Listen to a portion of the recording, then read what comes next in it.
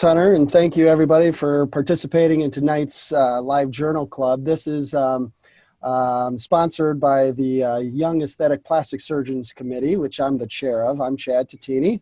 And again, thank you for participating. This is our second live journal club and third total. We alternate every other month with the next generation editors, and we thank Cindy Wu for being on tonight's call as well. So if we just need to imprint anything in our minds, just know that this live journal club is the first Tuesday of every month, 8 p.m. Eastern time, barring no holidays, which means the next journal club will be January 8th, and you'll be getting more details from that standpoint. We're getting a lot more traction. It's becoming a lot more popular. And again, thank you all for attending. We'd like to thank the ASAP staff. We'd like to thank the ASJ staff for all that they've done. There's a lot of behind the scenes work for such a thing. And in particular, Hunter Alexander, who's on tonight's call as well, for all the hard work he's done. Tonight, we've got a great article and a great author and moderator that were so gracious with their time on this Tuesday evening. The title of the presentation tonight is Optimizing Patient Outcomes and Safety with Liposuction. Our author tonight is graciously donated his time, Dr. Jeffrey Kenkel, professor and chair of plastic at UT Southwestern, associate editor of ASJ as well. And thank you again, Dr. Kenkel, for participating tonight. Hunter, do we have a slide of his disclosures by any chance? And then I'll hand it over to him in a second. Our moderator is Dr. Jennifer Walden from the Walden Cosmetic Surgery and Laser Center from Austin, Texas. Again, thank you for donating your time as well.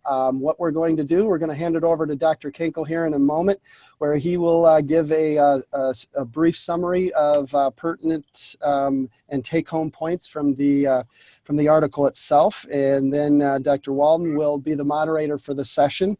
If anyone's on the call for video, you can just type the chat box, and you could either send a question to everyone to get a little discussion sparked, or you can just send it to Hunter or Dr. Walden or myself for that matter, and we'll make sure that that question gets answered. If you're just on the phone, you can't do the chat box, obviously, so just feel free to email Hunter a question, and he will be certain to get that to Dr. Walden or myself. And that email is hunter@surgery.org. Again, that's hunter@surgery.org. So we'll have some questions at the very end. So feel free, again, like I said, to use those modalities. And we've got about a 25 to 30 minute discussion tonight. So I will not take any more time, and we'll hand it over to Dr. Kenkel. Great, Chad. Thanks so much. I appreciate the young plastic surgery group inviting a senior plastic surgeon like myself. You know, when you hit 55, you become a senior. So, but it's great to be on the group. I think tonight is really going to be a lot about dialogue and really exchanging ideas. I mean, liposuction in a lot of ways hasn't changed a whole lot over the last 3 decades, but in some ways, really, if you look at some of the innovations that have happened over the last really 5 to 8 years, I think that we've had some pretty dramatic changes. And I think, in my mind, probably the greatest change is our appreciation of anatomy. I think the contributions of people like Tino Mendieta, Simeon Wall, and Dan Del Vecchio have really allowed us to better understand the framework that lies underneath the fat that we're contouring so that we can get even better results. So I think that, in my mind, has been one of the biggest advancements over the last 5 years.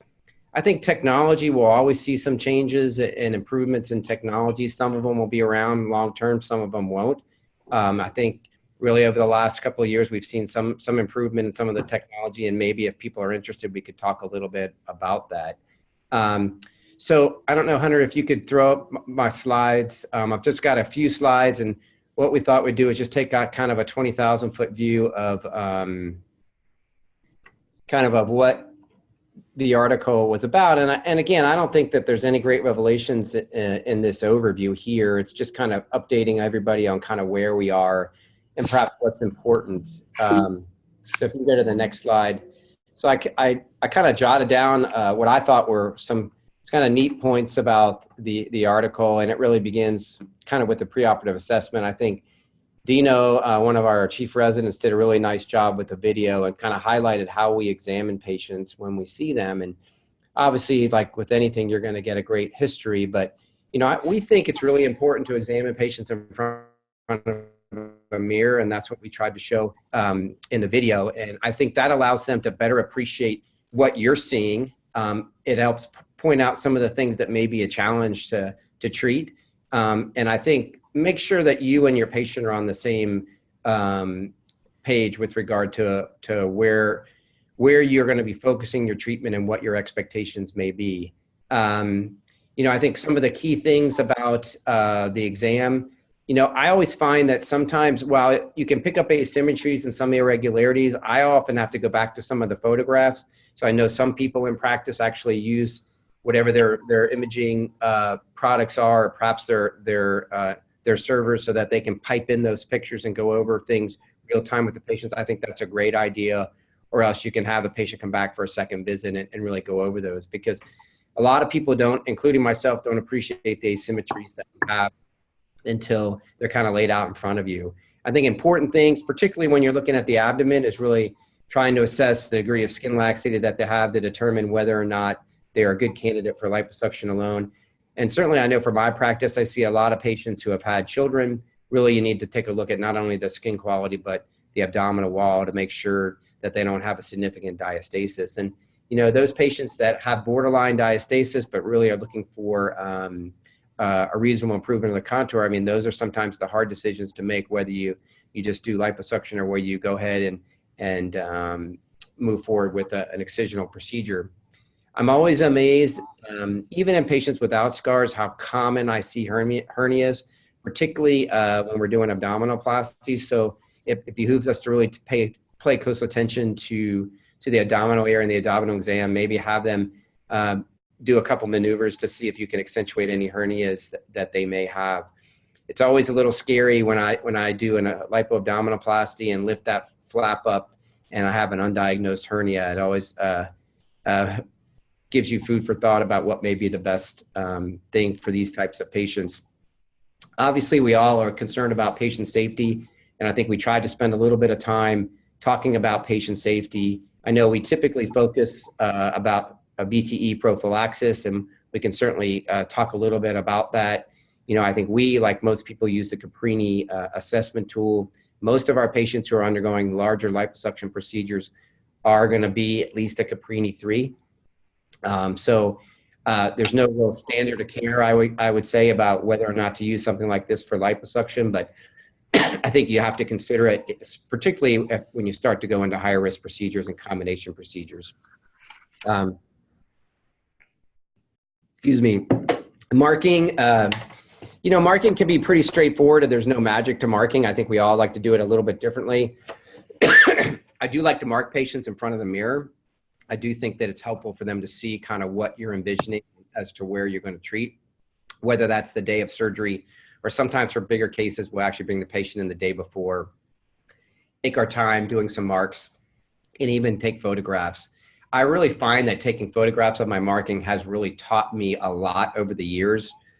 I'm sorry, where I can actually look at my preoperative photos, then look at my marks, and then look at my 6 and 12-month result, and kind of see where I did a good job and perhaps where I could learn from some of the errors that I've made. So if you can keep a record of your marking, I think that's always very helpful. Intraoperatively, I think there's a lot of tools that we have. I very seldom see patients that are focused on a particular tool. They come to see me for a particular tool.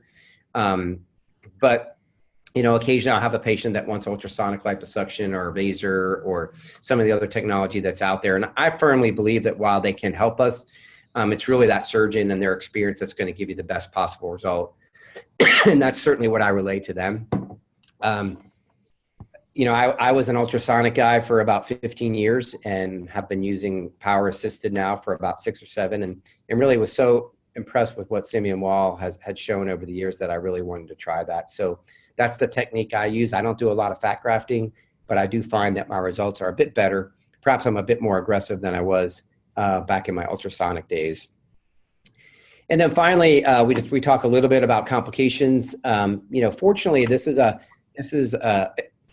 risk of major complications is relatively low in liposuction procedures. I don't do a lot of large volume liposuction anymore. I mean, there were days where we used to do over 5 liters almost every day, and now that would be a very rare occurrence. So, I think you just have to appreciate what the risks are associated with. And there's been some good studies that have come out over the last couple of years highlighting some of the databases that we have, both in Quad A as well as CosmetiSure, that have really taught us kind of what the major risks are. And certainly as patients get above 40, I think the risk goes up. BMI, we know from our own studies that once the BMI gets above 30, that complication risk curve starts to climb, and above 35, it gets even higher. And I think the CosmetiSure data has also shown us a similar result. We know that when we combine procedures with liposuction, that the risk goes up. Probably the highest risk is going to be those truncal body excisional procedures that we do. But there is a little bit of increased risk for even some of the other procedures that we do as well. So combining these cases can increase the risk. And it doesn't mean that necessarily that you have to avoid combining procedures, but I think we need to articulate the risk to our patients, make sure they have a full understanding about what the risks are that they're getting themselves into if they just choose to combine procedures with liposuction. So that, I guess that's kind of an overview of the article, at least as I saw it. I don't know, Jen, if you have any comments or questions. I think the most important thing, one of the most important things that I think you said is it's not, one of our most commonly asked questions of the patients will ask me is, what kind of liposuction are you going to use? What do you use, laser liposuction, or is it power lipo? And I just redirect that conversation and I say, traditionally, even just standard liposuction works, and it's the surgeon or the person behind the equipment that's going to provide the result for you. The safety outcomes, whether they're the blunt tip, smaller cannulas, intermediate plane, not overly aggressive. And so it can get confusing. I remember it being very confusing as a resident with ultrasound and Baser. And but I think what Dr. Kenkel said is right. This is a very good paper because it discusses the aspects of safety and decision-making and complication prevention. And that's really what liposuction is about. And our trend of large volume liposuction has gone down, and like Quad ASF, I'm in a Quad ASF OR, and we can't do any cases over 5 liters even. I'd have to go to a hospital. And so I don't even do those large volume liposuctions, just choose not to. Jim, one thing that we highlighted in the article that I just didn't mention is hypothermia. And, I think paying attention to trying to keep our patients warm is very important for obvious reasons, and we all know why. But so what we do is we really try to get them on a forced air device 60 minutes before their surgery. And then as we get back into the OR, keep them covered, recognizing that a lot of these patients are broadly exposed if we're going to be doing multiple areas. So we can use a forced air device both on top and below the patient to really help maintain their temperature. The induction of anesthesia really puts us behind a lot of times. So we all got to work very hard to try to maintain the patient's temperature. And we don't hesitate to keep them on forced air when they go to recovery as well. Yeah, we warm our IV. I think warming the IV fluids, the CRNA does that. We have an IV fluid warmer. We keep the temperature in the room where it's not comfortable for me, and that's fine with me. Oh goodness, I have all my signs showing. But anyway, but hypothermia absolutely is critical. In all those body contouring cases, you could prevent a lot of complications in like just delays in them waking up and coagulopathies if you just keep them warm. And so my CRNA just stays on us. She has a heater as well as a upper body and lower body warmer. I think that's a great point too. And then are there other slides to show, or did anybody have any questions? I didn't actually. Okay. I guess I could show a couple more slides. Yeah. Sorry. We can open it up to questions. I got sidetracked. I've been learning that I really can't multitask anymore. I mean, I've lost that. So just a couple of pictures from the article here. So here's a patient in the OR, and you can see we've got a forced air device that they're laying on, as well as one on top to cover those patients. So in some cases, we may even have 3 forced air devices on a patient. Next slide. And then positioning, you know, I like prone and supine, but it's really what works best for you. The reason I don't like the decubitus position personally, I think it gives you tremendous access to the hip. And it's not even that I can't create symmetry. I just feel like when a patient is in the lateral position, I undertreat them most of the time because I think gravity is pulling everything down. So you really have to kind of account for that as you're looking towards your final contour. So that's really why I've been kind of married to the prone and supine position, but obviously whatever works best for you all. I agree. And then access sites, you know, back in the ultrasonic days, we really tried to limit access sites to one per area. And that's because those incisions were so large. In some cases, they were even 1 centimeter long. Now I usually have at least two access sites per area. And I don't hesitate to make another smaller one if need be.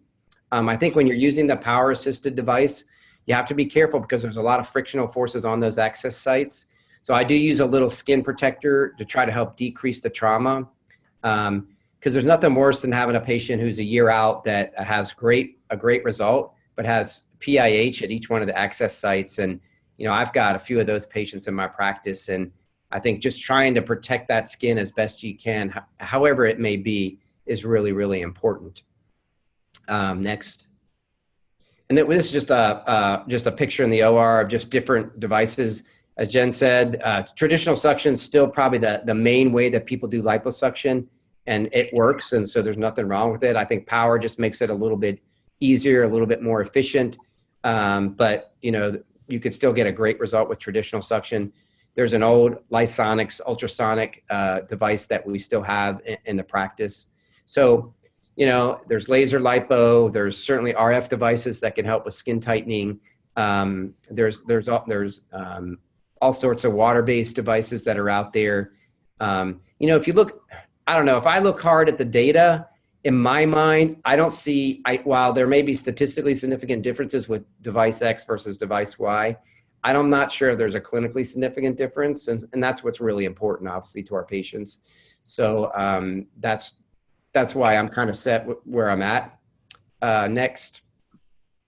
Yeah, I think the last couple slides are safety slides. I mean, I think, as you see here, and you can go to the next one, I mean, liposuction is a very safe procedure, but we really just can't take it for granted. So, and these are just kind of what is recommended based on the American College of Chest Physicians. And again, I think that's data that's been collected on non-plastic surgery patients. If you go to kind of the data that's been published in our world, I mean, mechanical prophylaxis and early ambulation would probably be the mainstay of prevention in patients like this. I'm done. Does anybody have any questions? So I'm going to moderate this, and I wanted to just open it up and see if anyone has any questions about the paper or what we've talked about yet.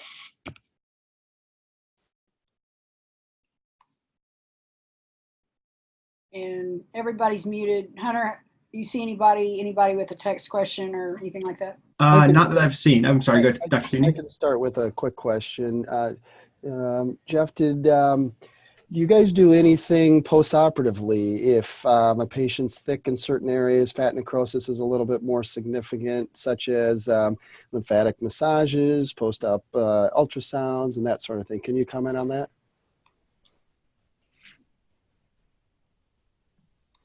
I do think lymphatic massages do help. You know, we actually had a lymphatic masseuse in our practice for a number of years, which we don't anymore. We do have a couple in town that I really like.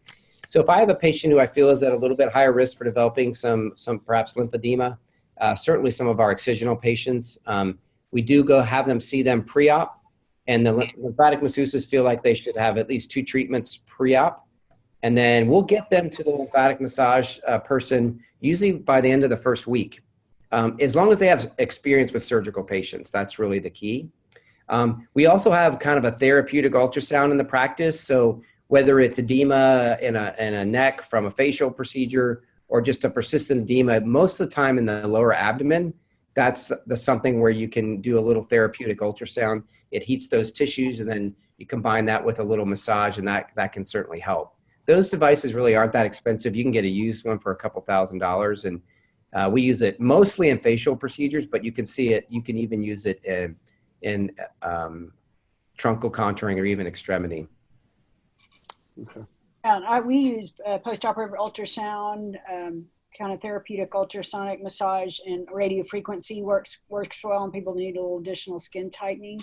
So something like Thermi 250 or New Era by Luminous, just a basic non-invasive RF can help with skin tightening afterwards.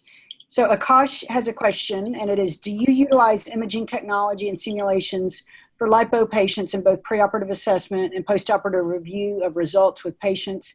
I know I don't have really, I don't have the patience for that. I do post imaging with rhinoplasty patients and breast augmentation patients and chin implant patients. But Dr. Kenkel, do you take the time to do like 3D imaging or vector imaging with liposuction patients? Very rarely do I do that now. I would tell you when I was in my first 5-8 years of practice, I did it pretty routinely. Because I think it all depends on how aggressive you are with your imaging. You've got to be really careful because you can make somebody look fantastic. Yeah. So you have to be really careful about what you're implying. So I would agree with everything that was just said. I use them sometimes for faces. I think rhinoplasty is a great reason to try imaging, but very rare, and breast as well. But very rarely do I use it for body contouring. I'm afraid that it might be over-promising a little bit, just because people have to go through such a healing process with the swelling and induration and that sort of thing. So I would hate for them to refer back to that photo and it looked different than what you could have promised. Yeah.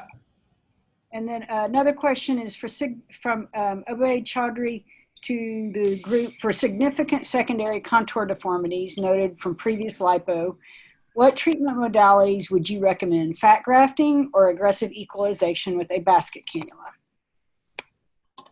Yeah, I think that's a good question. And secondary deformities can be really challenging. I think you really have to kind of figure out, it's probably all of the above. A lot of times equalization will help, but if the patients have been over resected, sometimes it's just not enough.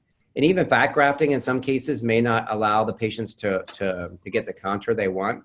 Sometimes you got to be really aggressive. I've found in non-weight loss patients who have had just poor results with liposuction. Sometimes you even have to resort to excisional procedures, almost do weight loss procedures on these patients. So I think you have to have a big toolbox for a lot of these secondary deformities. And sometimes it can be relatively simple. I just did a case last week, a thin patient who had a lot of irregularities on her abdomen, and equalization was able to take care of that. But that's funny. I did that same case last week on thighs. A lady who's very particular about the appearance of medial and postoperative thighs. And most of it was taken care of by just equalizing, a little bit of liposuction around the contour deformities. I did do some fat transfer into mild contour deformities, maybe 20 cc's at a time. But I also used for her skin to kind of tighten the skin, because I feel like these people have poor quality skin. So I used the Body Tight or the radio frequency assisted liposuction to tighten the skin, because she was like counting every cellulite dimple. And so I think that helped. And I'm anxious to follow her and see how she does, because she came to me and it was just specific, like try to equalize the appearance of the skin of the thighs after someone had kind of overdone her thighs. So I think we have a lot of good tools in our armamentarium with the fat grafting these days. And then let's see, Dr. Wu, what situations would you use the angle cannula on? Jeff, when do you use the angled cannulas? And in what position? I don't use them a whole lot. I think very, very rarely if I'm suctioning the inner thigh and the knee, just if I need it to get an angle cannula, just to allow easier access, I'll use it. I'm not sure that it's advantageous for me to use it in the way that it was described by Simeon. But I know that there's plenty of people that do use it, that like it. Just one thing about going back to equalization, I do think that it's been one of the better contributions that have been made in liposuction is the principle of equalization. If you look at how we dealt with contour irregularities even 10, 15 years ago, before Simeon was out talking about it, we would just use finer and finer cannulas to really try to take these contour irregularities down and then perhaps add a little bit of fat. But I think the equalization phase is really a game changer in my mind. And I think he deserves a lot of credit for bringing that to the forefront, because it's been a very useful tool for primary and secondary patients. Can you describe to us, because I think sometimes, at least when I was first learning that, what that is, equalization, what you mean? It's using Sure. I mean, cannula, but not sectioning. Can you explain? That's right. So is that just another word for pre-tunneling, but with a basket cannula, or how would you describe that? I would describe it as certainly a much more aggressive. So it's after liposuction. So after you finish removing the fat, I think equalization allows me to feather into the adjacent areas where I used to use a finer cannula. Now I just use a basket cannula, which is an exploitative cannula. That's going to just help separate a little bit of that fat in the transition zone. The other time that I'll use it is if I'm getting down to the end of resecting tissue and I have some subtle irregularities. Rather than trying to fine tune things with the cannula on suction, I can go in there and palpate the difference in the thickness and use that basket cannula to kind of break up that fat and then massage it out just so it distributes it a little bit more evenly. Simeon talks about shifting fat, so taking this fat and releasing it and then shifting it over. I'm not sure I know how to do that, but I do think that I think you can take down subtle irregularities and small irregularities and fine tune things just a little bit with the basket cannula, just by palpation and the thickness of the tissue. Are you using power assisted technology? Yeah. And just not putting it on liposuction. Yeah, that's what I have too. And yeah, the basket cannula sometimes is a little, when you don't have on the power, do you have the power assisted component on without lipo? Is that correct? Yeah, sure. Yeah. I think you have to be careful too, because sometimes even if you're connected to the suction tubing, there are some aspirators that have a low suction, even when it's off. I know some of the aspirators still have a little bit of suction applied to them just to kind of keep the tubing open. And so you could be still removing fat if you're not careful. I know there's a few people that suction and take fat out, aspirate fat with the basket cannula, but I think you have to really do that very cautiously because you can create some pretty significant deformities pretty quickly. Mm-hmm. Mm-hmm. Does anybody else have any questions about that? Or okay, here we go.